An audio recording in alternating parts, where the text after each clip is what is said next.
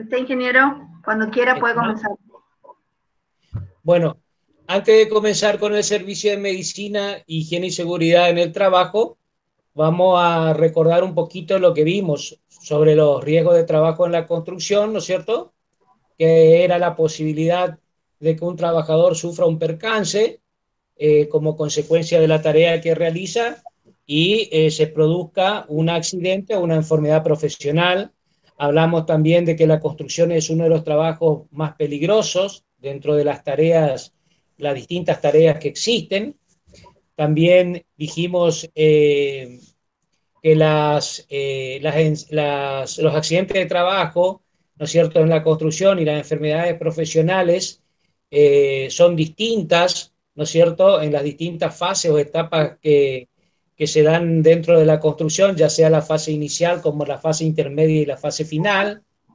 Eh, También vimos que la exposición del trabajador de la construcción es prácticamente permanente, si bien los trabajadores de la construcción, por ahí la tarea de ellos es de corta duración en muchas obras, pero también en obras que son muy importantes, llevan un tiempo también importante y todo ese tiempo están sometidos a peligros tanto de accidentes como de enfermedades profesionales.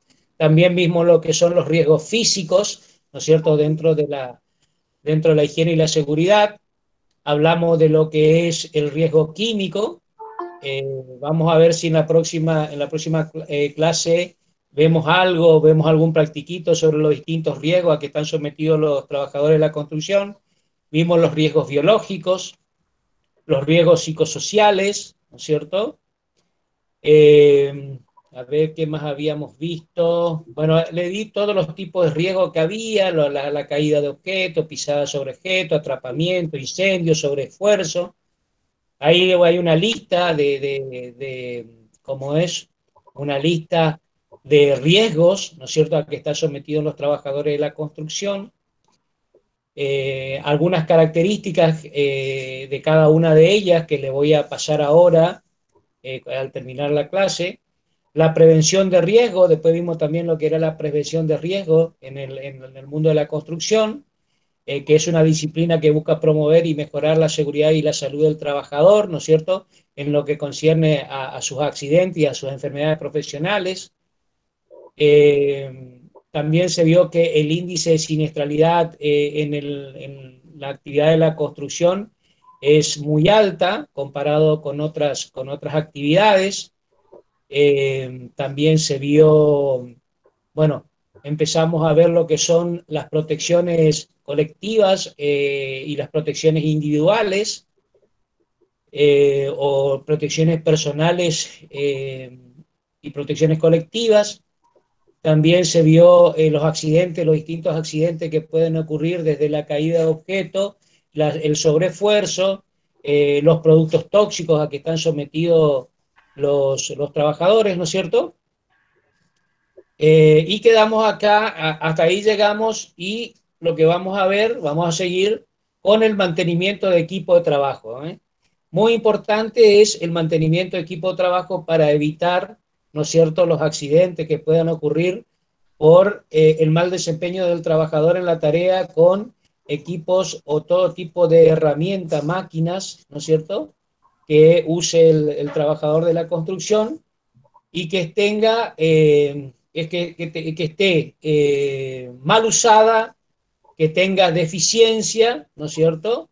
Donde una de las deficiencias, por ejemplo, es la de quitarle el seguro. Muchas veces le quitamos el seguro a la máquina o herramienta, por ejemplo, de mano, porque consideramos que nos molesta para trabajar. También nos quitamos a veces las protecciones personales o por exceso de confianza o porque creemos que es un cortecito, nomás decimos, cuando vamos a una cerámica resulta que ese cortecito desprende una partícula que nos pega en el ojo y nos puede llegar o le puede llegar a dejar ciego a cualquier obrero. ¿eh?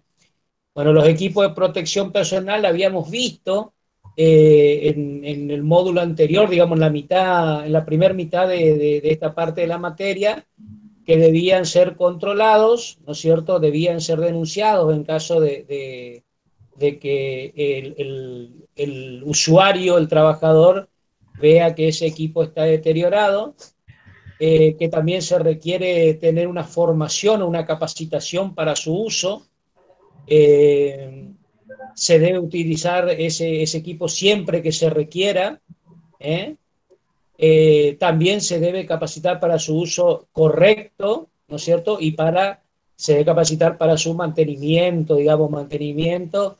Entiéndase por mantenimiento, no es que vamos a agarrar y arreglar un equipo de protección personal, porque el equipo de protección personal no se arregla. Algunos de estos equipos de protección personal que podemos llegar a nombrar son los cascos de seguridad, los calzados de seguridad adecuados, con protección en puntera y suelas antideslizantes, ropa de protección, tenemos ropa de protección que es diferente a la ropa de trabajo. La ropa de protección contra el mal tiempo, que son los pilotos para trabajadores que realizan su tarea bajo lluvia, muchas veces por ejemplo, ahí la arquitecta le puede decir que la empresa Samet tiene que trabajar bajo lluvia en algunas circunstancias y necesitan una ropa de protección contra la intemperie, digamos, la lluvia, mejor dicho.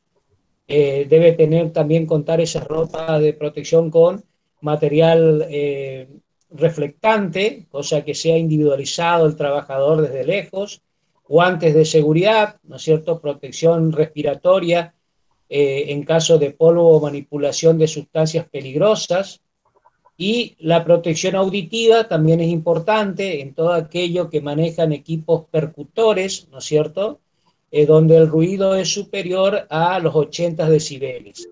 Tenemos, aparte de la ropa refractante, tenemos chalecos refractantes, ¿no es cierto?, que son aquellos que se colocan, por ejemplo, que utilizan mucho los trabajadores viales, los trabajadores de la industria de la construcción, pero que se dedican a la parte vial. Tenemos arneses, ¿no es cierto? Tenemos los cabos de vida, tenemos los cinturones lumbares, tenemos ¿cómo es? Los cabos de vida, dije, las líneas de vida. Bueno, todo eso conforman y mucho más, ¿no es cierto? Los protectores oculares, que me estoy olvidando, todo eso y mucho más conforman los distintos equipos de protección personal que tiene el trabajador de la construcción. Un ratito. Bueno,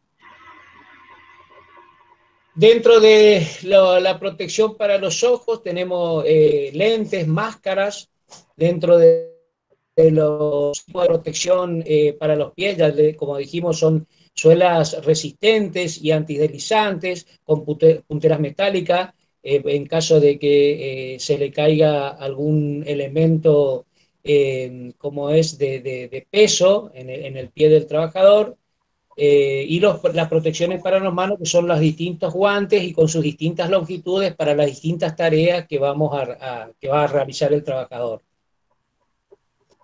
Los protectores de cabeza, que muchas veces el albañil se saca porque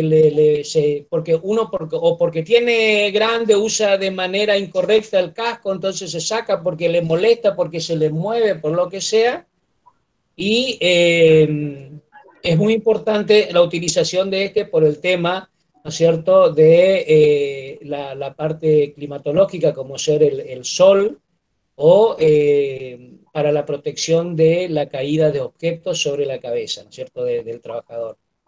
Las protecciones de oído, que podemos usar distintos tipos de protecciones que están reglamentadas en áreas de trabajo de alto ruido, ¿no es cierto?, donde las sierras de cadenas y equipos pesados son muy ruidosas. También tenemos los tapones de oído, que pueden ser limpiados o reemplazados regularmente. Bueno. Hasta ahí lo que concierne a la prevención, ¿no es cierto? A los riesgos y los tipos de prevención que podemos tomar dentro de la construcción. Y ahora vamos a empezar con la importancia de los reconocimientos médicos pre y poslaboral. Si bien dice pre y poslaboral, también es importante el reconocimiento médico periódico que vamos a ir viendo ahora, ¿cierto? La importancia del reconocimiento médico adecuado es la prevención de enfermedades, así como la detección de los principales factores de riesgo y el diagnóstico precoz de enfermedades puede ayudar mucho, ¿no es cierto?, a la detección de alguna enfermedad que el trabajador esté desarrollando. Se trata de conocer el estado de la salud de una persona, de un trabajador. El 90% de los chequeos médicos detectan alguna enfermedad, ¿no es cierto?, que puede estar desarrollando el trabajador. El objetivo fundamental de esta labor, digamos, del pre y post análisis laboral o diagnóstico o reconocimiento laboral es conocer el estado de salud de los trabajadores, relacionar ese estado con la exposición a los riesgos en el trabajo, velar por la salud de los trabajadores a través de la detección precoz de las enfermedades de origen laboral, permitiendo, ¿no es cierto?, que la empresa pueda adoptar procesos, sustancias y equipos que puedan ser perjudiciales a la salud de los trabajadores. O sea, lo que permite es que la empresa pueda detectar, ¿no es cierto?, a tiempo cuál es qué elemento le está produciendo una afectación al trabajador para poder retirar ese elemento o cambiar, digamos, a la persona en caso de la sensibilidad que tenga la persona a determinados elementos. Certificar la aptitud del trabajador para el puesto de trabajo es algo muy importante que nos permite los reconocimientos médicos, ¿no es cierto? Permite también al trabajador una comunicación confidencial y directa con el profesional médico para informar sobre las posibles repercusiones que en su salud estaría afectando el trabajo que desarrolla o realiza.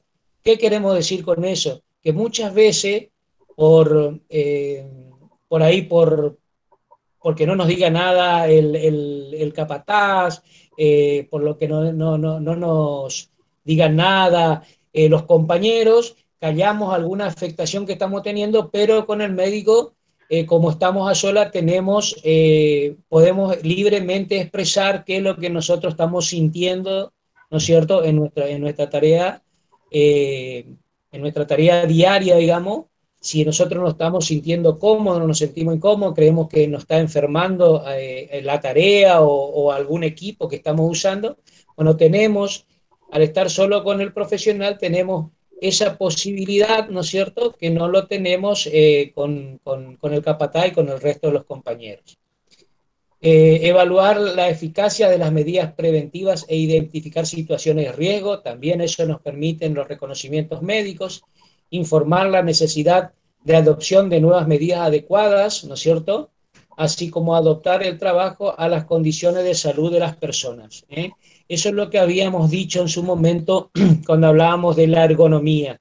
La ergonomía es esta parte de la materia, ¿no es cierto?, que estudia la adaptación del lugar de trabajo a la persona y de la persona al lugar de trabajo que habíamos comentado en la clase anterior. Eso es muy importante, por eso se hacen los reconocimientos médicos, porque algunas veces, debido a la afectación que produce una actividad, hay que cambiar al personal de ese lugar y traer otra persona. ¿Está? Porque todo depende de las condiciones físicas, del esfuerzo físico que realiza la persona. Es distinto traer una persona delgada con poca contextura muscular que traer una persona con una contextura muscular distinta, por ejemplo, para el acarreo de materiales de construcción, por darle un ejemplo, y así un montón. Si bien la normativa prevalece la voluntad de los reconocimientos médicos, estos serán obligatorios. O sea, la normativa establece la voluntariedad, ¿no es cierto?, de los reconocimientos médicos. Pero estos son obligatorios. Vos podés decir sí, me hago o no me hago, pero para la patronal te debe exigir a vos que haga. Bueno, vos optarás, porque hay algunas personas que debido a su religión, ¿no es cierto?, no hacen chequeos médicos, no hacen la parte de reconocimiento médico, bueno, pero para determinadas tareas y casi todas, ¿no es cierto?, es necesario que se haga el chequeo médico. ¿Estamos? Bueno, el reconocimiento médico laboral consiste básicamente en un análisis de los más completos posible para que se pueda valorar tanto la capacidad y la incapacidad mental y física del trabajador. Esto es muy importante, el análisis, cuando se le hace el reconocimiento médico, se le hace el análisis médico, ¿no es cierto? Se hace en forma física y en forma mental. Nosotros tenemos que estar conscientes de la capacidad física y de la capacidad mental del trabajador. Ahí en este caso se detectan, por ejemplo, las personas que el alcoholismo, el uso de drogas, ¿no es cierto?, el uso de sustancias, el temperamento de algunos trabajadores, ¿eh? Y como le digo, la detección de alguna enfermedad a tiempo, ¿no es cierto?, para poder ser atendido ese trabajador o para que no realice la tarea que está realizando en ese momento. Bueno, todo eso. Esto se hace tanto en la actividad privada como en la actividad estatal. ¿eh? Los reconocimientos médicos, ¿no es cierto?, no deben ser discriminatorios.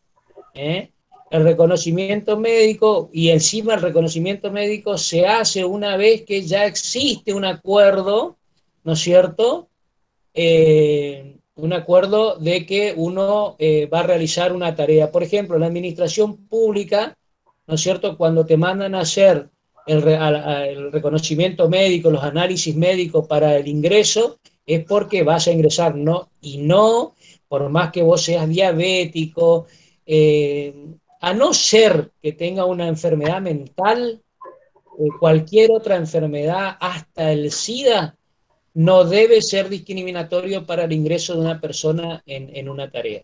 Así de clarito, ni su condición sexual, ni su condición religiosa, bueno, todo eso. Lo que sí, seguramente, ¿no es cierto?, cuando contamos cuando la empresa cuenta con su propio reconocimiento médico por ser una empresa grande, ese reconocimiento le va a valer o le va a permitir, ¿no es cierto?, a la patronal, cuando se hace el chequeo físico, que va a poder realizar de determinadas actividades sí, determinadas actividades no. Yo no necesito una persona robusta, por darle un ejemplo, para que controle el reloj de entrada de los trabajadores. Volviendo al tema discriminatorio, ni por, ya le digo, ni por tener una enfermedad de SIDA, ni por, por el color de su piel, por nada. Como no puede ser discriminatorio en ningún momento ningún reconocimiento médico. Los médicos examinan a los trabajadores, ordenan las pruebas de análisis necesarios para generar un diagnóstico, con las respectivas recomendaciones que ellos hacen, teniendo en cuenta los factores de riesgo a los que están expuestos los distintos trabajadores, así como la consecuencia derivada de la tarea que realizan, lo que le acabo de decir. Hay que tener en cuenta, el médico, el profesional, dirá, este trabajador puede hacer esta tarea, este trabajador no puede hacer esta tarea. Bueno, eso es lo que concierne, ¿no es cierto?, a la introducción, digamos, de lo que son los reconocimientos médicos. Ahora vamos a ver cuáles son los distintos tipos de reconocimientos médicos. Tenemos los prelaboral, que es al inicio o comienzo de la actividad laboral en una empresa, evalúan la salud física y mental y social del candidato a la tarea, determinando su capacidad o no para la ejecución de una labor a realizar, ¿no es cierto? Sin que se ponga en riesgo su salud o la de terceros, de acuerdo con las demandas del trabajo y los riesgos a los que están expuestos. Eso en lo que concierne al prelaboral. Nosotros, al inicio de la tarea que va a empezar a desarrollar el trabajador, nosotros tenemos que tener en cuenta todo esto. La salud física, la salud mental, la condición física, la condición mental de los distintos trabajadores, de manera, como dice, de no poner en riesgo ni su propia salud ni la salud de terceros, o sea, de los compañeros. Después tenemos los exámenes periódicos, ¿no es cierto? Dependen de la valoración de los posibles riesgos existentes, como es el caso, ¿no es cierto?, de estar expuesto al amianto, al asbesto, a solventes, a productos químicos, etcétera. Entonces, es la valoración de los posibles riesgos existentes, ¿no es cierto?, que está desarrollando la persona, porque al ser un examen periódico quiere decir que esa persona ya está trabajando. Generalmente los exámenes periódicos son anuales, pero dependiendo de la actividad que se considere más peligrosa o no, los exámenes médicos pueden ser también semestrales. ¿Está? Bueno, los riesgos de la actividad que realiza el trabajador, estos son programas y que se realizan de acuerdo a los riesgos o actividades a realizar del trabajador, pretenden evaluar los posibles efectos sobre la salud del trabajador, ¿no es cierto? La detección de enfermedades de origen para darle un manejo preventivo. Bueno, fíjense, tanto en el examen prelaboral, ya ustedes van a ver si alguna vez alguien entró a trabajar en la administración pública o en la parte privada, habrán observado que le hicieron determinados exámenes médicos. Eso era para saber qué enfermedad previa usted traía, ¿no es cierto?, antes de comenzar la relación laboral en el lugar que usted va a desarrollar su tarea. Ahora bien, el empleador o la patronal, ¿no es cierto?, se hace cargo, ¿no es cierto?, a partir de ese momento del agravamiento que pueda tener esa enfermedad que usted está trayendo preexiste a la relación laboral, digamos, y bueno, es la patronal el que va a velar, ¿no es cierto?, para que esa enfermedad, esa afectación que usted trae, no se vaya agravando. Eso es responsabilidad de la patronal. Los exámenes periódicos habla de lo mismo, es la detención, permite la detección temprana, ¿no es cierto?, de alguna afectación que trae previa y que se agrava o que está comenzando con la actividad que va a realizar el trabajador. Vamos. También otro donde se realizan los exámenes médicos son en el cambio de tarea o función, ¿no es cierto? Cada vez que una persona es cambiado de una tarea o una función, se le realiza un examen médico, de manera de detectar cómo está esa persona y cómo llega esa persona al nuevo cargo o función, si trae alguna enfermedad, si de la enfermedad preexistente a la relación laboral se agravó, si la persona entró sana y con la actividad esa le produjo alguna afectación a su salud, ¿no es cierto? Todo eso detecta el examen médico cuando la persona cambia de tarea o función. Después tenemos también el examen que debe hacerse en las ausencias prolongadas del trabajador, cuando el trabajador ha sufrido un accidente y debido a ese accidente debe ausentarse por el tratamiento que debe seguir durante un tiempo prolongado. Entonces, esa persona, al reiniciar su actividad, si bien cuando la RT le da el alta, que muchas veces la RT va a pretender, otra de las cosas que hay que tener en cuenta, muchas veces la RT para evitar gastos, va a tratar de que ustedes se sanen lo más rápido posible. Y muchas veces ustedes tienen que tener en cuenta eso, ¿no es cierto?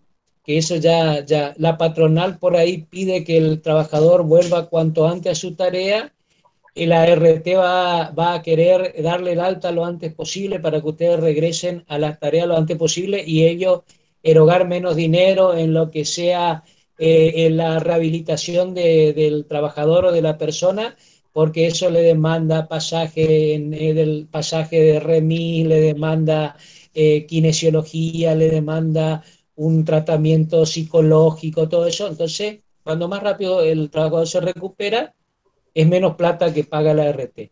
Pero ustedes tienen que tener en cuenta, tienen que ser vivos en el mejor de los sentidos, que si ustedes no están rehabilitados completamente, ustedes tienen que hacer una denuncia a una comisión médica regional que responda a una que vamos a ver más adelante, que creo que ya vimos en la primera parte de esta materia para el primer examen, donde existe una comisión médica regional que responde a una comisión médica central y donde usted, si no está rehabilitado, ¿no es cierto?, completamente rehabilitado, cuando el trabaja, una cosa es una vivada y otra cosa es que realmente el trabajador se dé cuenta de que realmente no está curado, no está sanado, entonces debe recurrir a esa comisión médica quejándose porque le están dando el alta y usted todavía no está en condiciones, ¿no es cierto?, de volver a su tarea.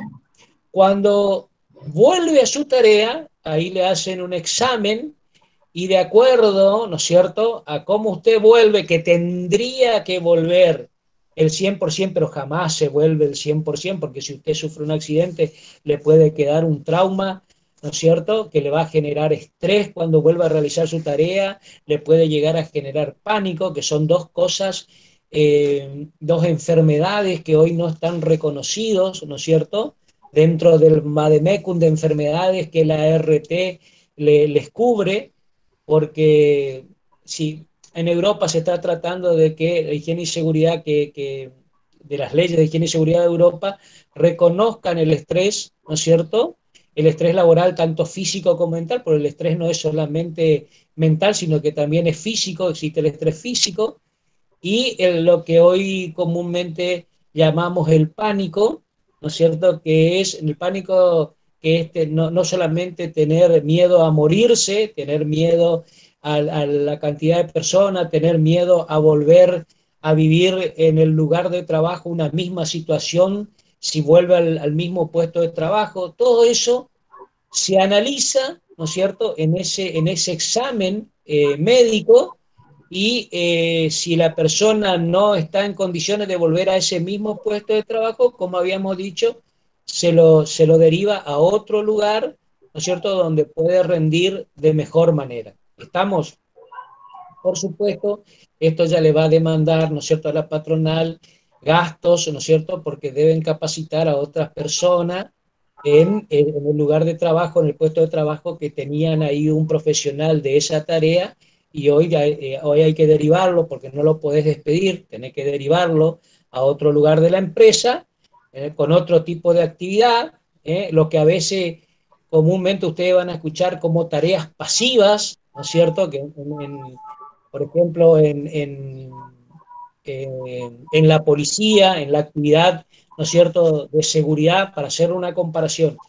En la actividad de la seguridad, muchas veces cuando existe un enfrentamiento con delincuentes, lo que sea, les voy a hacer la comparación con lo que ocurre en la construcción, con delincuentes, con lo que sea, esa persona queda traumada porque mató al delincuente, porque disparó su arma, porque lo hirieron. Bueno, eso extrapolamos a la construcción y vemos también que de acuerdo al accidente que tuvo, cómo quedó esa persona psicológicamente, todo eso, entonces esa persona se lo cambia de lugar, se le manda a otro tipo de tarea, lo que en la policía, en la parte de seguridad, se llamaría tareas pasivas, salir de las tareas activas, ¿no es cierto?, que es salir a custodiar la delincuencia en la calle, pasar a tareas pasivas en una oficina. Bueno, lo mismo esto.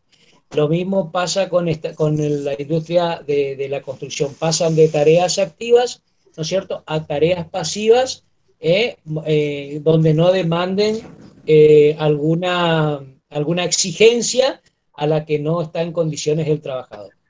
Por último, tenemos el poslaboral, es aquella que se hace en la finalización de la relación laboral, busca garantizar al trabajador que al momento de salir de la empresa no presente alguna alteración en su estado de salud, tanto mental como físico, eh, que tuvo, ¿no es cierto?, en su actividad o en el ambiente en el que estuvo expuesto desarrollando su actividad. ¿Por qué decimos su actividad y por qué hacemos la diferenciación con el ambiente, con el medio ambiente en que desarrollaba? Porque por ahí por tu actividad no te genera, por ahí no te puede generar ninguna afectación, pero sí el ambiente laboral, porque estabas trabajando en un laboratorio, que hubo algún escape en su momento de algún producto químico, biológico, lo que sea. Entonces son diferentes los puestos de trabajo al medio ambiente en que desarrolla cada uno el puesto de trabajo. Es importante esta relación eh, laboral porque hace, ¿no es cierto?, que tanto el trabajador como la patronal estén cubiertos, ¿no es cierto?, ya que en lo que hace, que dice, no se ve el chat, dice, ¿quién dijo? Bueno, es importante esto, llevarle, es importante, digamos, porque eh, tanto el trabajador como el empleador, ¿no es cierto?, van a tener beneficio. El trabajador, porque va a conocer sus condiciones de salud, ¿no es cierto?, cuando se retira de su tarea, cuando se jubila, cuando se acoge al retiro, lo que sea. Y la patronal, ¿no es cierto?, cuando queda cubierto porque sabe que ese trabajador salió en determinadas condiciones, dejó su actividad laboral.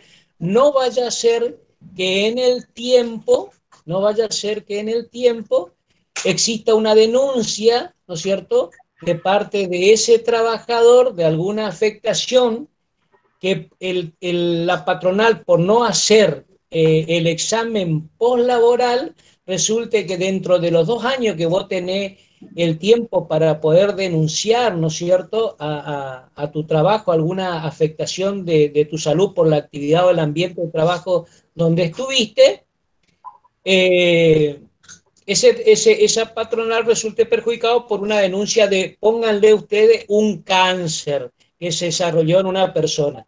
Esa persona puede hacer la denuncia que ese cáncer es producto de la actividad que realizaba o del ambiente donde realizaba su actividad, y debido a que la patronal no hizo el examen laboral, se va a tener que comer la demanda, ¿no es cierto?, y hacerse cargo de la demanda de ese trabajador. Porque hay veces que cuando vos haces, ¿no es cierto?, la mayoría de las veces cuando vos haces el examen postlaboral, ¿qué pasa? La patronal se cubre porque esta persona salió en determinadas condiciones, resulta que al año le agarró, como le digo, un cáncer, y ya no es culpa de la actividad laboral ni de el ambiente laboral en que se desarrollaba la persona, sino que pudo haber sido por otra actividad futura que él empezó a realizar. Entonces, de esa manera la patronal está cubierta. ¿Eh? Beneficia a los dos para que la persona, el trabajador, conozca su estado de salud al retirarse de la actividad, y la patronal para que también conozca el estado de salud del trabajador para una futura demanda, pueda enfrentar una futura demanda en caso de que el trabajador tenga alguna enfermedad, como le acabo de decir. ¿Cuáles son los beneficios de la empresa? Como le decía, la disminución de los costos de reducción del ausentismo debido a la incapacidad prevenibles independientemente del origen, el incremento de la productividad al encontrar personas con las condiciones de salud adecuadas para realizar las tareas laborales, evitando errores y procesos e insatisfacción en sus clientes internos y externos. obedecer un amplio conocimiento de las condiciones de salud de su personal para generar mecanismos que le impacten positivamente y convertirse en aliado de sus empleados, brindándole un acompañamiento en su estado de salud. Ese es el beneficio que trae estos exámenes que traen a la empresa. Y los beneficios que traen al empleador es el conocimiento de su estado de salud y las enfermedades de origen laboral, sí, enterándose cómo pueden afectar los riesgos y el ambiente laboral en el sitio donde desarrolla su actividad, identificando los mecanismos y elementos de producción que deben utilizar para realizar las labores, ¿no es cierto? Reconociendo el tipo de actividad que pueden realizar o no, detectando a tiempo todas las enfermedades laborales que pueden estar haciendo mella en su salud y haciendo un seguimiento en el tiempo del comportamiento del estado de salud de cada uno de ellos. Eso es importante, esos son los beneficios tanto de la patronal como tanto de los empleados, de los obreros. El empresario debe garantizar, ¿no es cierto?, la vigilancia y control periódico del estado de salud de los trabajadores en su función, ¿no es cierto? Esta vigilancia y control solo podrá ser llevado a cabo cuando el trabajador preste el consentimiento y esto solo se exceptúa cuando los reconocimientos sean imprescindibles, lo que le decía. Es optativo, pero se exceptúa cuando se deba evaluar los efectos de las condiciones de trabajo y se deba verificar el estado de salud del trabajador que puede constituir un peligro para él mismo y para los demás. Por ejemplo, cuando tenga una enfermedad, en este caso hoy podemos decir, en esta situación, el tema de la pandemia. Si hay alguien que se le está detectando, tiene algún síntoma del coronavirus y que está trabajando en una obra, bueno, él tiene la obligación, no puede negarse a que se le haga un hisopado, porque no solamente corre en riesgo su salud, sino también la salud de los demás con que él está desarrollando su tarea. ¿Estamos? La renuncia, del examen médico por parte del trabajador, dice, conviene hacerse siempre por escrito, y la empresa debe aceptarla, no sin antes haber informado al trabajador de la importancia para su salud de llevar a cabo la vigilancia y control de su salud, de la salud del trabajador. La empresa está obligada a contratar y ofrecer vigilancia de la salud de todo y cada uno de sus trabajadores a través de los exámenes médicos. Es un derecho del trabajador. Eso es un derecho del trabajador, ¿no es cierto? Fíjense lo que le decía en la primera parte, todo aquello que es derecho del trabajador son las obligaciones del empleador y todo aquello que son derechos del empleador son obligaciones para el trabajador, viceversa. Para que los exámenes sean especialmente laborales y se apliquen protocolos médicos que permiten homogeneizar dichos exámenes médicos. ¿Qué significa esto? Significa que hay un protocolo de exámenes médicos para determinadas actividades. No es que nos mandan a hacer exámenes médicos al voleo, bueno, vos hacete el examen de oído, hacete el examen, la placa radiográfica de columna, tórax, que siempre nos mandan, sino que hay un protocolo que ya está estipulado para las actividades, tanto la actividad en la industria de la construcción, en la actividad, por ejemplo, en la actividad de la administración pública. Existen protocolos que son los tipos de exámenes que deben realizarse, que deben llevarse adelante. Bueno, ahora tenemos lo que es la higiene y seguridad laboral, que dice ahí en el ¿cómo es? En el programa, los conceptos, las definiciones y las obligaciones de las partes. Eso, si bien ustedes ya estudiaron en su momento, le voy a ir diciendo algunos artículos que son importantes. Las condiciones de higiene y seguridad en el trabajador se ajustarán en todo el territorio de la República Argentina a las normas de la presente ley que es la 19.587, ¿no es cierto? Y de las reglamentaciones que en su consecuencia se dicten. Todos debemos responder, ¿no es cierto?, a estas condiciones de higiene y seguridad. Todas las empresas, incluido la empresa de la industria de la construcción. También se designa con el término de establecimiento, explotación, centro de trabajo o puesto de trabajo designado todo lugar destinado, ¿no es cierto?, a la realización de tareas de cualquier índole o naturaleza, a los depósitos o dependencias anexas a esto. ¿Cuáles son los depósitos? A ver, voy a hacer una pregunta. ¿Cuáles son los depósitos y dependencias anexas a un establecimiento, por ejemplo, de la construcción? A ver si colaboran ustedes un poquito. Al arquitecto ahí. ¿Sería como el obrador? Exactamente. Exactamente, a eso se estaba refiriendo, profe, a los obradores externos. Exactamente. Bien. Esos son los anexos, ¿no es cierto? Los depósitos anexos ¿cómo es? A lo que nosotros llamamos como establecimiento o centro de trabajo. También tenemos cuando la prestación de trabajo se ejecute por tercero en establecimientos, centros o puestos de trabajo, el empleador, ¿no es cierto?, con máquinas o elementos o dispositivos por el suministrador. Entonces, son todo, ¿a qué llamamos trabajo, ¿no es cierto? Llamamos a todos aquellos centros donde desarrollemos nuestra tarea y el empleador nos provea de máquinas, elementos, ¿no es cierto?, o dispositivos suministrados por ellos. Esos son las prestaciones de trabajo. Fíjense, a ver, cuando no nos confundamos, muchas veces nos confundimos que creemos que la prestación de trabajo es solamente en horario de trabajo, sacado de lo que es el in itinere. Ahora, ¿a qué otra más llamamos prestaciones de trabajo? Por ejemplo,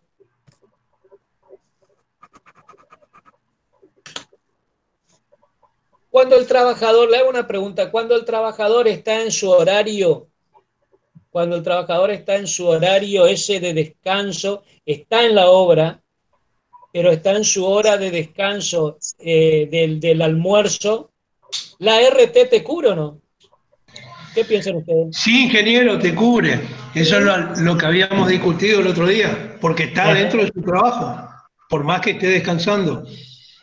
Exactamente. Bueno, eso ingeniero, disculpe. Sí.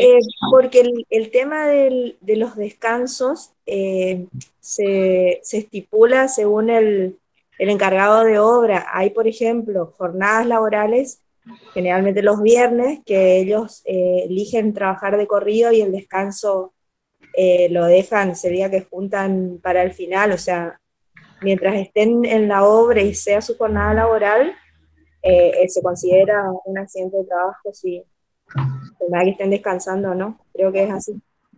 Ajá. ¿Y si yo salgo de mi lugar de trabajo? También. Bien. En el horario. En el horario. Por eso es que cuando quieren salir a comprar algo, o siempre hay que tener cuidado siempre hay que tener autorización. Tiene que estar autorizado, sí o sí. Bien. Si se escapa, siempre tiene que tener autorización. Bien. Se van a comprar la coca. Exactamente. Y si yo fuera del horario de trabajo realizo una actividad para la patronal, ¿también me cubre la RT? Si está denunciada la actividad, sí. O sea, no denunciada, especificada, digamos, que va a ser ese tipo de trabajo. Por ejemplo, denme un ejemplo. Arreglos en la casa de un vecino que se lindante a la obra, que no es en la obra en sí, en el lugar, pero se están haciendo trabajos para la empresa. Exactamente. Para la Una empresa. changuita extra. ¿Una qué? ¿Una platita extra?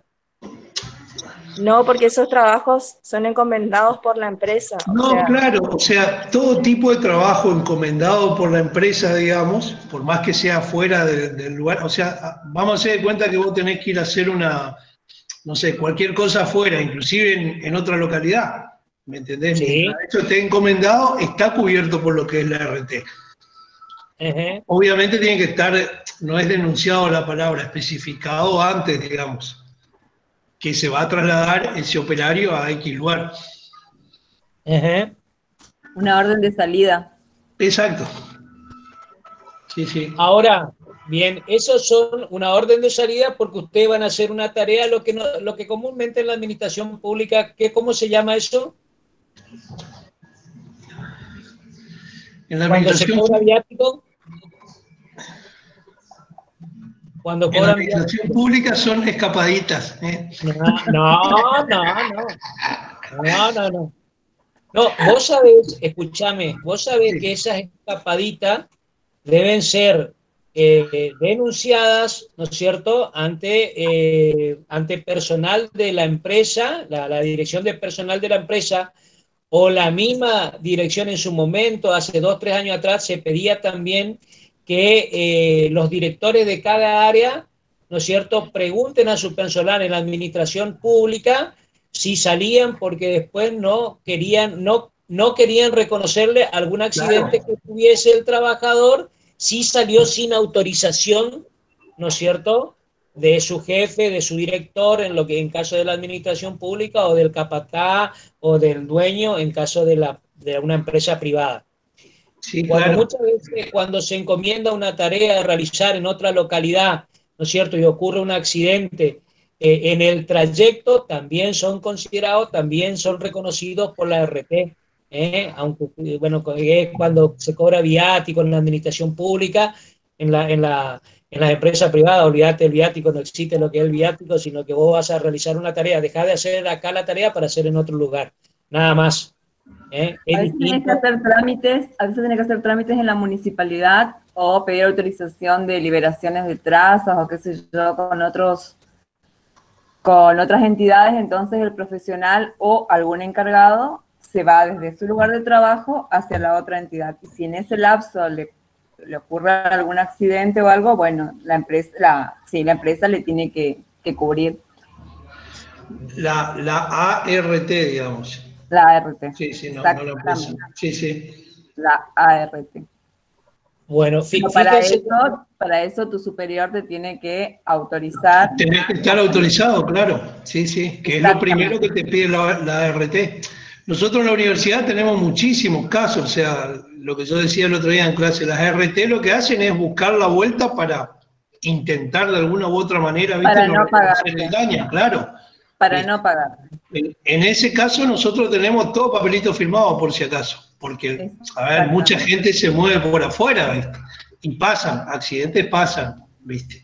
Más que nada, accidentes viales que se caen de la bicicleta, de la moto, de esto, de aquello, en pleno horario de trabajo y fuera de tu lugar de trabajo. Y lo primero que te pide la RT es ese permiso, ¿entendés? Yo no sé si ustedes se acuerdan, el trabajador, este muchacho de la municipalidad que hace, no sé, si 10 años ya, falleció cuando trabajaba de tarde, le fue a buscar a su hijo a la escuela y en el trayecto de ida, así que era el trayecto de ida, para en un semáforo ahí en la Paraguay y explota una garrafa. Exactamente, Sí. y explota una garrafa.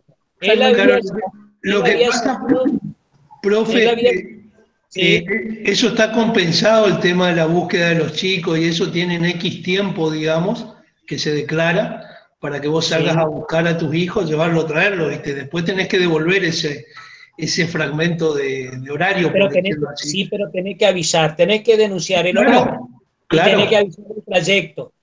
Exactamente. Ahora, sí, es así. ¿Qué pasó con esta persona? Esta persona no denunció que iba a buscar a su hijo Claro. Tuvo ese accidente y dependía de que cobre el seguro. ¿De qué dependía?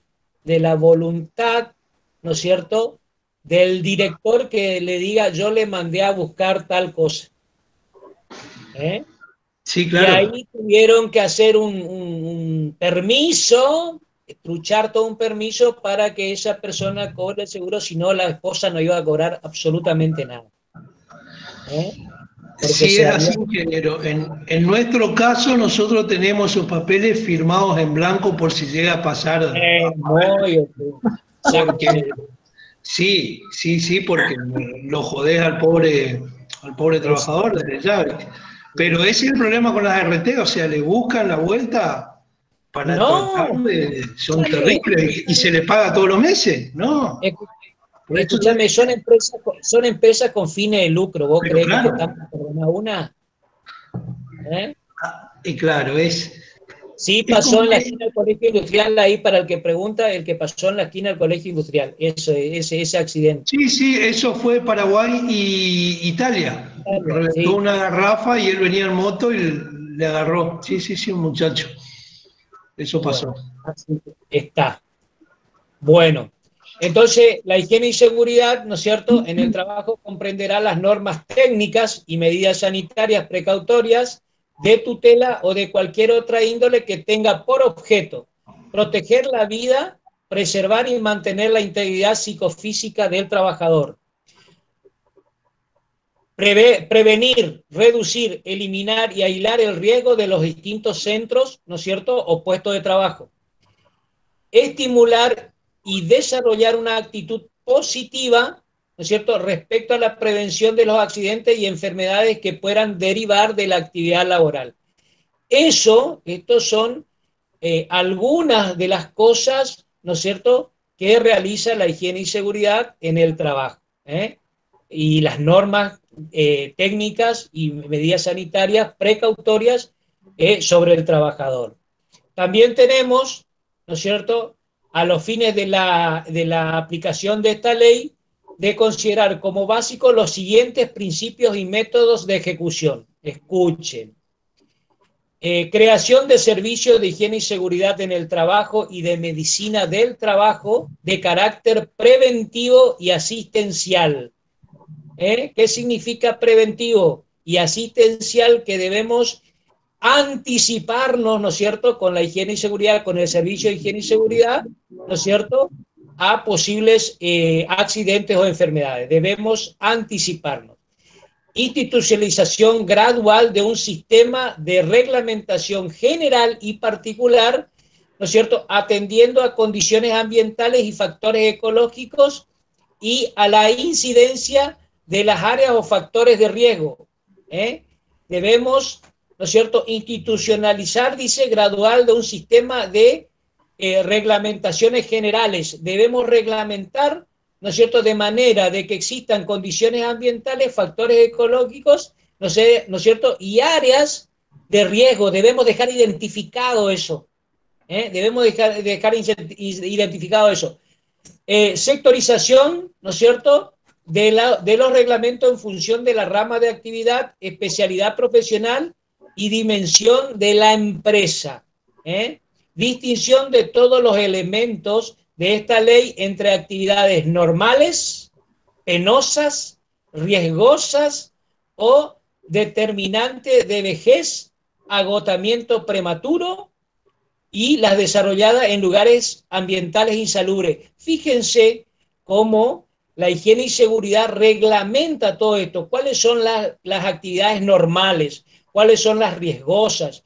¿Cuáles son las que determinan un envejecimiento prematuro, un agotamiento prematuro? Las desarrolladas en lugares ambientales insalubres.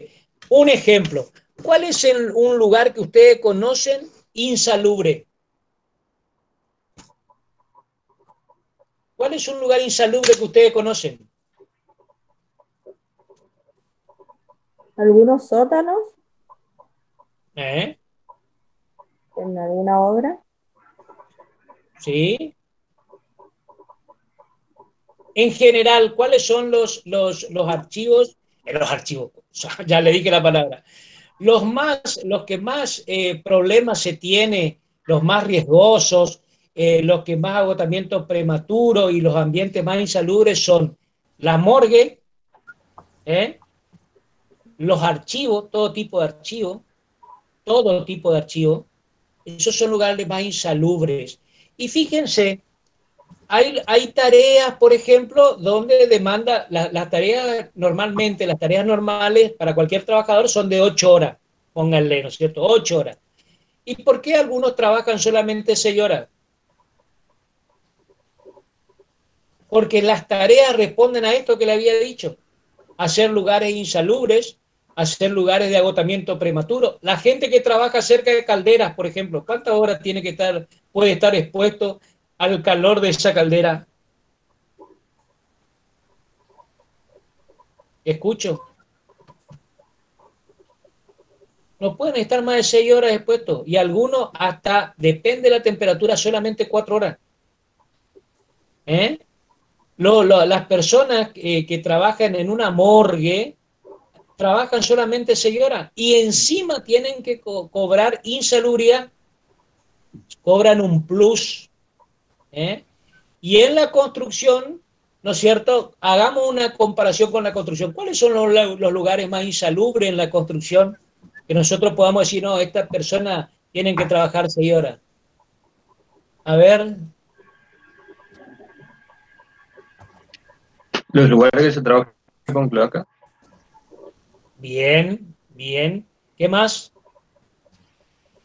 Eso están expuestos, ¿no es cierto?, a un ambiente insalubre debido a las emanaciones de los gases. ¿Qué otra? ¿Qué pasa cuando la temperatura son muy altas? No solamente porque estamos al lado de ¿cómo le dije recién? De una caldera. ¿Qué otro lugar podemos estar? En lugares que son muy fríos, en lugares que son muy calientes o muy calurosos. ¿Y las cámaras de los frigoríficos? También, perfecto. Y en esta zona que nosotros a veces llegamos a tener, ¿ustedes por ahí no hicieron nunca alguna obra en las Lomitas Formosas? ¿Conocen las Lomitas Formosas? Son chiquitos. Ah, bueno. 60 grados a la sombra más o menos hay en las Lomitas, a la sombra, y llegó un día a haber 65 grados a la sombra. ¿Ustedes creen que una persona, un albañil, un trabajador de la construcción puede desarrollar 8 horas su tarea en ese lugar? Algunas de las personas que en países nórdicos donde las temperaturas llegan a 45 grados bajo cero, ¿ustedes creen que van a desarrollar 8 horas de trabajo? Bueno, todo depende de la carga térmica, ¿no es cierto? Va a permitir también de que la persona desarrolle determinada cantidad de horas. Tenemos también la sectorización, dice, de los reglamentos en función de las ramas de actividades, especialidades profesionales y dimensiones de la empresa. Especialidades profesionales. ¿Qué se entiende por especialidades profesionales? El arquitecto. ¿Cuáles son las especialidades profesionales dentro de una obra de construcción? Electricista, turnero. No le entendí la pregunta, profe, pero estaba leyendo. ¿Cuáles son las especialidades profesionales que hay en una obra? Como dijo la compañera, el durlero, el electricista, el que pone piso, el sanitarista. Esas son las distintas especialidades. Sí, claro. La normalización, dice, de los términos utilizados en higiene y seguridad, estableciéndose definiciones concretas y uniformes para la clasificación de los accidentes, lesiones y enfermedades de trabajo. Entonces, hay una normalización de términos. Nosotros tenemos que saber diferenciar qué es una lesión, qué es un accidente de trabajo y qué es una enfermedad profesional. Esto también reglamenta, ¿no es cierto?, esta ley de higiene y seguridad. La realización y centralización de estadísticas normalizadas sobre accidentes y enfermedades de trabajo como antecedentes para el estudio de causas determinantes y los modos de prevención. A ver, en lo que concierne a esto que dice factores de investigación de accidentes o de factores determinantes para determinados accidentes, que ustedes ya habían estudiado ya, ¿qué es lo que debían hacer las empresas, ¿no es cierto? ¿Qué debían llevar las empresas? ¿Qué control debían llevar las empresas que le iba a pedir la RT? Cuando ustedes van a renovar la RT Nómina de personal. No solamente la planilla de personal. Ustedes tienen que llevar un índice de qué. Profe, el registro de los nuevos empleados. Aparte, a ustedes se les va a exigir un índice de siniestralidad, porque de acuerdo a la siniestralidad, a ustedes le va a salir, le va a cobrar, ¿no es cierto?, el seguro, la ART, porque si ustedes son una empresa con alto índice de siniestralidad, es diferente a una empresa con bajo índice de siniestralidad. Entonces, ahí está la diferencia, ¿no es cierto?, en lo que le va a cobrar, ¿no es cierto?, la RT por asegurarle a sus trabajadores. No es negocio para la RT que usted, una empresa, cobrarle lo mismo a una empresa que tenga 10 accidentados fatales por año a otro que tenga 2. Entonces le exige que ustedes lleven un índice de siniestralidad. ¿Está? ¿Se entendió? Tenemos también, dice, investigación de los factores determinantes de los accidentes y enfermedades de trabajo, especialmente los físicos, fisiológicos y sociológicos. También tienen, ¿no es cierto?, que llevar un índice sobre esas distintas investigaciones que se hacen en caso de que existan accidentes o enfermedades profesionales. Realización y centralización de estadísticas normalizadas sobre accidentes y enfermedades del trabajo, con antecedentes para el estudio de las causas determinantes y de los modos de prevención. Trasládense al árbol de causa que habíamos dicho, hace referencia a esto, ¿no es cierto? Normalizar accidentes y enfermedad de trabajo como antecedentes para estudios de causas determinantes y modo de prevención. Nosotros, ese índice que nosotros llevamos nos va a servir a nosotros para hacer un estudio, ¿no es cierto?, de prevención de accidentes. Porque si nosotros no hacemos un estudio sobre la prevención para evitar esos accidentes, y bueno, la cosa va a seguir igual. Nosotros tenemos que reducir eso. Estudio y adopción de medidas para proteger la salud y la vida de los trabajadores en el ámbito de sus ocupaciones, aplicación de técnicas de corrección de los ambientes de trabajo en los casos en que los niveles de elementos agresores nocivos para la salud sean permanentes durante la jornada laboral, fijación de principios orientadores en materia de selección de ingreso de personal, importante el ingreso de personal, participación de todos los programas de higiene y seguridad de las instituciones especializadas públicas y privadas y de las asociaciones profesionales de empleadores y de trabajadores con personería gremial, difusión y publicidad, ¿no es cierto?, de las recomendaciones y técnicas de prevención y la realización de exámenes médicos preocupacionales, periódicos y postocupacionales. Eso hace la higiene y seguridad. En el artículo 6, reglamenta las condiciones de higiene y seguridad del ambiente de trabajo, deberán ser de determinada manera, que yo le voy a dejar ahora, porque se está terminando el horario. La reglamentación de las condiciones de seguridad en el trabajo deberán considerarse primordialmente la instalación de artefactos, la protección de máquinas, la instalación eléctrica, los equipos de protección individual, la prevención de accidentes, identificación y rótulo de las sustancias nocivas. Todo eso es importante que se tenga un control.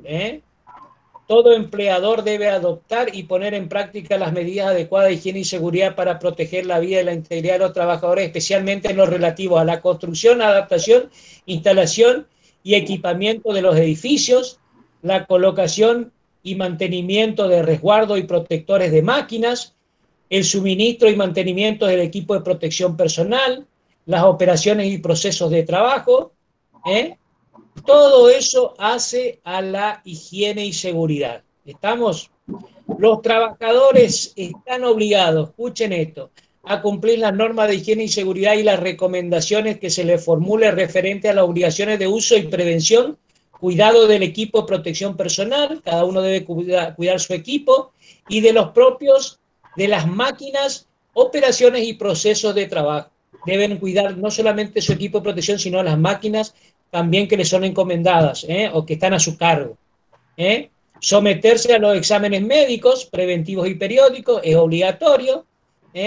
Cuidar los avisos y carteles que indiquen las medidas de higiene y seguridad, y colaborar en la organización de programas de formación y educación en materia de higiene y seguridad. Ellos, el trabajador, tiene al denunciar algunas anormalidades que ven en la obra, tienen que denunciar, ¿no es cierto?, a la patronal, ya sea al capataz, a la patronal, de manera que estos tomen las precauciones debidas, para que no ocurran accidentes y en caso de que haya ocurrido, para que no vuelva a ocurrir. Bueno, después tenemos el servicio de medicina, higiene y seguridad en el trabajo. Los servicios de medicina, higiene y seguridad en el trabajo son aquellos que establecen, dice, de carácter interno y externo según la voluntad del empleador con el servicio de medicina del trabajo y de higiene y seguridad en el trabajo. La medicina, ¿no es cierto?, del trabajo puede ser interna o externa. Interna cuando está dentro de la empresa y externa cuando nosotros contratamos un servicio de medicina. ¿Está? Esto debe ser para prevenir, ¿no es cierto?, para prevenir enfermedades, para prevenir agravamiento de enfermedades. Todo eso hace la medicina laboral. Bueno, el servicio de medicina, como le digo, tiene como misión fundamental promover, mantener el alto nivel de salud de los trabajadores, debiendo ejecutar, entre otras acciones, educación sanitaria, socorro, vacunación, estudios de ausentismo por morbilidad. ¿Qué significa morbilidad? A ver si conocen. Estudio de ausentismo por movilidad. ¿Qué es la morbilidad? El término morbilidad.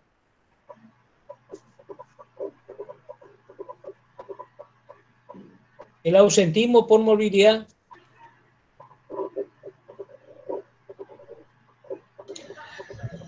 Profe, ¿es la cantidad de personas que están en un mismo lugar? La morbilidad. La morbilidad no es la cantidad de personas enfermas en un mismo lugar. Enfermas. Enfermas en un mismo lugar, sí, claro, claro. Bueno, es una cosa. Creo. Claro. Lo que se debe hacer un estudio de ausentismo por movilidad. ¿Por qué hay tanto ausentismo? ¿Por qué la gente se enferma de tal cosa? Lo que provoca el ausentismo, eso es lo que debe ser estudiado por el servicio de medicina. Cuando hablamos de socorro, estamos hablando de qué, estamos hablando del servicio de medicina para socorro, de los primeros auxilios. Debe existir un botiquín en la empresa para primeros auxilios.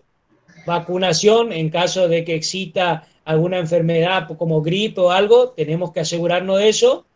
Y la educación sanitaria, cuando hablamos de educación sanitaria, ¿qué estamos hablando?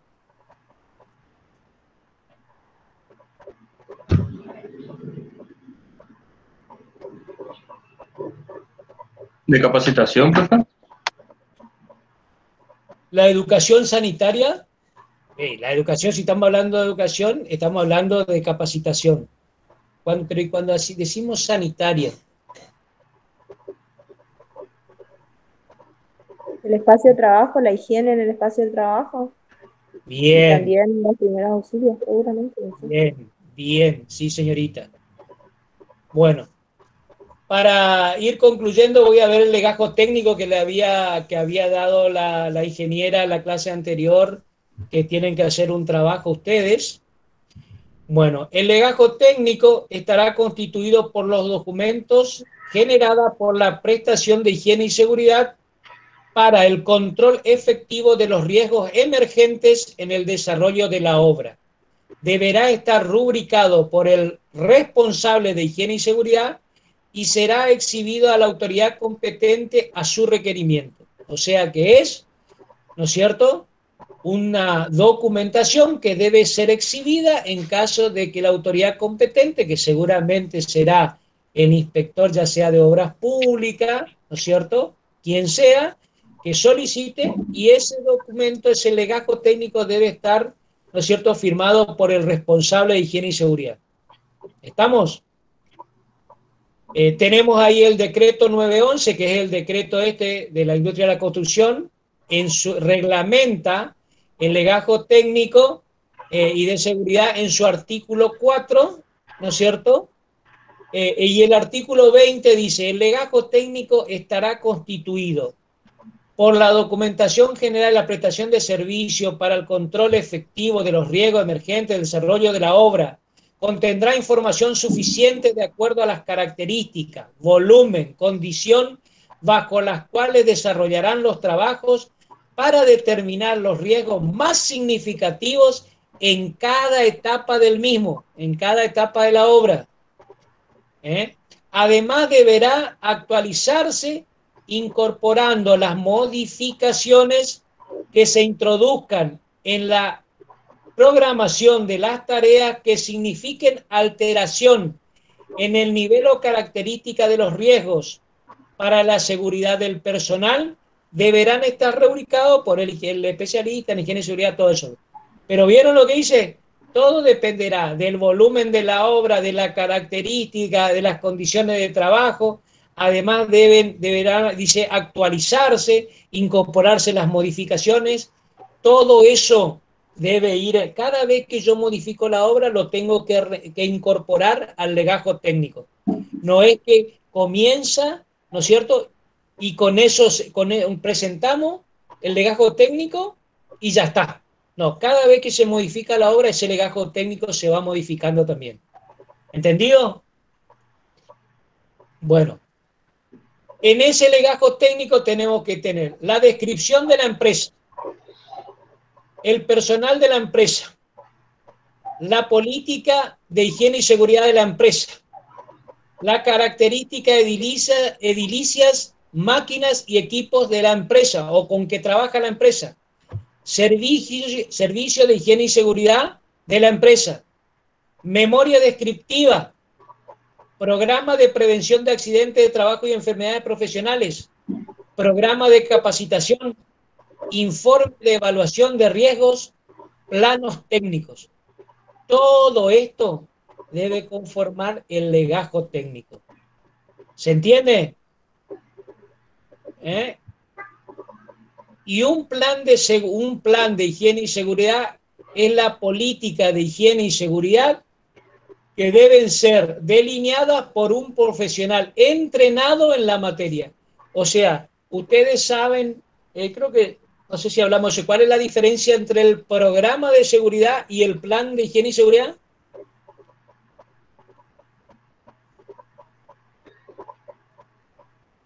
¿Cuál es la diferencia entre el plan de seguridad y el programa de seguridad?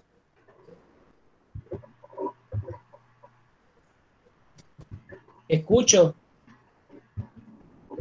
Hagan una comparación con cualquier cosa. ¿Cuál es un programa y cuál es un plan?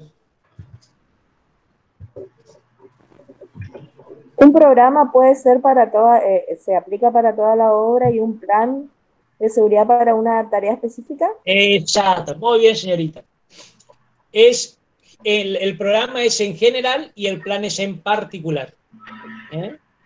Un plan de seguridad para cada uno de los rubros de la obra, y el programa es el conjunto de las distintas particularidades. ¿Se entendió? Bueno. Acá después ahora le mando los tipos de programas de seguridad que pueden existir en la resolución 51/97, ¿no es cierto? Un programa de seguridad para cada obra. para excavaciones, para demoliciones, construcción que supere los 1000 metros cuadrados, cuando las tareas tengan que realizar por más de 4 metros de altura. Son distintos programas, ¿no es cierto? Y con sus respectivos planes. ¿Perfecto? Bueno, hasta aquí llegamos hoy. ¿Alguna pregunta?